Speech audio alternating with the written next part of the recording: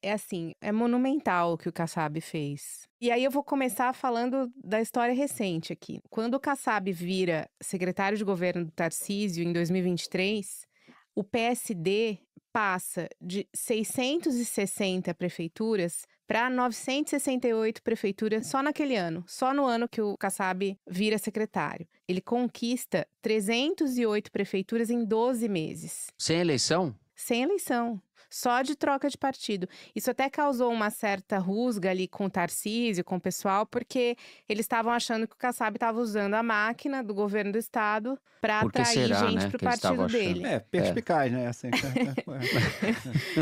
Que é o que de fato aconteceu, né? E assim, pra gente ver como foi notável o resultado do Kassab naquele ano, no mesmo ano de 2023, o MDB atraiu 39 prefeitos, o PL 23, e o PL já era o maior partido no Congresso em 2023, então conseguiu atrair só 23 prefeitos, e o PP 11, e o Kassab 308, realmente nesse diferente. ano ele arrumou mais prefeito pro partido dele do que o PT ganhou esse ano aqui, né? Exato. No Brasil inteiro. Exato. E aí, quando chega essa eleição, o PSD elege 888 prefeitos, que é um pouco menos do que ele tinha um ano antes, mas continua sendo o partido com o maior número de prefeitos do país. E em todos os aspectos, esse número do Kassab ele é colossal. Primeiro, porque é o maior número de prefeitos. Segundo, porque o Kassab lançou 1.750 candidaturas. E ele elegeu nada menos que 50% de todas elas. O MDB lançou 1.926 candidaturas. Elegeu 40% delas. O Republicanos elegeu... É muito, mas MDB sempre foi, historicamente, o partido com o maior número de prefeituras, né? Era o partido dos municípios. Né? Ele perdeu esse lugar pro PSD. O Republicanos, 39%. O PL elegeu 34% das candidaturas que ele apresentou. Mesmo levando 510 prefeituras, o que é notável. Então, assim, percentualmente, o Kassab também teve mais sucesso. No quesito grana, o Kassab também deu mais certo. Cada prefeito do PL eleito custou pra gente, que paga esse fundo eleitoral, R$1.737.000. Se você divide o fundo eleitoral por cada candidatura que deu certo. E o PL tinha o maior fundo eleitoral, né, de 886 milhões. No caso do Kassab, cada prefeito eleito dele custou 479 mil. Então, assim, ele gastou muito menos do que os outros partidos para eleger um prefeito. Nessa base de comparação ainda, o PT é com certeza o que está mais lascado, porque se você pegar o valor do fundo eleitoral do PT e a quantidade de prefeitos eleitos, é 2,5 milhões por prefeito, mas é claro que se o Boulos ganha São Paulo, você tem um reequilíbrio muito grande, porque... Sim, pela força, a eleição de São Paulo tem um peso que muda a correlação, né? E pela quantidade de gente governada, no caso, né? Mas se a gente pega pelo critério de quantidade de gente governada, o PSD também é o partido que mais se deu bem. Isso sem a gente ter os resultados de BH e de Curitiba, que são cidades grandes em que ele concorre. Sem esses resultados, ele vai governar cerca de 30 milhões de pessoas hoje. É o maior partido também nesse aspecto, que pode ser maior ainda caso Belo Horizonte e Curitiba elejam os candidatos desse partido. O PSD tem a maior bancada no Senado. O PSD tem o presidente do Senado. O PSD tem uma bancada de 58 deputados, que está entre as maiores bancadas da Câmara. Ele tem 3 ministérios no governo. O jornalista Thomas Trauman escreveu esses dias que tem 2 entidades onipresentes em Brasília, Deus e Gilberto Kassab. Eu perguntei para uma fonte que conhece muito o Kassab, conhece essa origem da política dele de São Paulo, falei, qual é esse mel, né? O que acontece na vida para todo mundo querer estar perto do Kassab?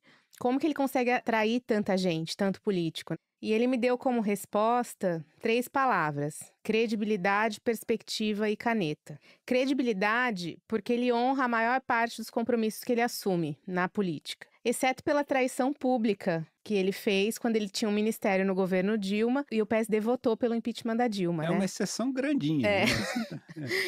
Exato. Importante. Exato. Não, o PSD tinha orientado o voto favorável ao impeachment, Ao mesmo tempo em que ainda estava no governo, aí o Kassab publica uma carta, né, pedindo demissão, dizendo que ele se viu obrigado a pedir demissão porque o partido tinha decidido votar pelo impeachment, como se o partido não fosse ele, entendeu? Se hoje o partido ainda é o Kassab, imagina em 2016, quando esse partido era muito menor. Então, assim, é surreal. E isso é interessante porque eu fico pensando aqui, o que pensa o Kassab, né? O que representa o PSD em termos ideológicos e políticos para o país? Porque o PSDB, pode-se falar muita coisa, mas tinha um projeto, tinha uma cara, tinha o PT... É fácil também dizer que sim. O PSD representa o quê, exatamente? Ele se assemelha muito ao MDB nos últimos anos. Esse partido de governabilidade, né? Pelo menos é isso que ele sinaliza. Mas esse vazio de horizonte, esse painel não é nem escuro, né? É um branco fosco, é uma coisa que que parece que você entra numa sala fosca, branco, assim, que você não vê nada na frente, é uma névoa. O PSD é o quê? Pra gente pensar o peso que o Kassab tem na política brasileira, o peso do PSD, como isso se traduz em relação ao que o Brasil está se tornando, ou as perspectivas do Brasil, sei lá. Ainda nesse ranking de credibilidade, segundo essa fonte com quem eu conversei, o Valdemar Costa Neto fica em primeiro lugar como o político que mais cumpre acordos. Perspectiva, porque ele justamente manda no maior partido do país hoje. Se você pegar nesses critérios de prefeituras e tal, não é o maior partido em fundo partidário. Ou seja, ele vai ficar muito tempo no jogo ainda, além de estar ajudando a construir essa provável candidatura do Tarcísio à presidência. E caneta, porque ele tem cargo, né? E tudo indica que ele vai continuar tendo cargo por muito tempo. E justamente, Fernanda, esse ponto que você coloca, esse branco, essa coisa amorfa que o PSD representa, o Kassab considera isso, na verdade, um ponto positivo, essa ambivalência de não ser visto como governo, mas também não ser visto como oposição. De, apesar de ter ministério no governo, ele também integra um governo estadual de oposição. E se você pensar na perspectiva municipal, para um prefeito, esse é o melhor dos mundos, porque ele está num partido que transita nos dois lados e isso facilita na hora de pedir verba para o governo federal, por exemplo. Ele vai para Brasília, ele é do PSD, ele não é do PL. E aí, quando ele vai pedir verba para o Tarcísio, ele é do PSD, ele não é do PT, ele não é do, sei lá, isso é muito É um pragmatismo favorável. sem contraste, né? Ou sem desconto, é um pragmatismo absoluto. Exato. E eu sempre lembro do Celso falando, o Kassab pode ganhar essa e esse não é o pior cenário para o Brasil. Exatamente. Pois é. E assim, o que diz a literatura é que, embora a eleição municipal não dite necessariamente o rumo ideológico da eleição presidencial, ela resolve, em parte, como vai ser a eleição para deputado federal da próxima eleição, porque são os prefeitos que ajudam a eleger deputado federal. Então, se você pega essa quantidade de prefeito que o Kassab conseguiu fazer, a gente pode projetar, sem parecer ser muito imbecil, que ele vai ter uma bancada relevante no Congresso em 2026. O que, num mundo como esse, de um presidencialismo mais fraco, de emendas e tudo mais, pode ser muito mais vantajoso do que ter um candidato à presidência da República do PSD, por exemplo. Você vai cair numa ilha, com mais um ser humano só vivo. As duas opções que te dão é o Kassab ou o Pablo Marçal. Você só tem essas duas opções. Escolhe. Bora, Gilberto. Bom, encerramos o segundo bloco do programa por aqui.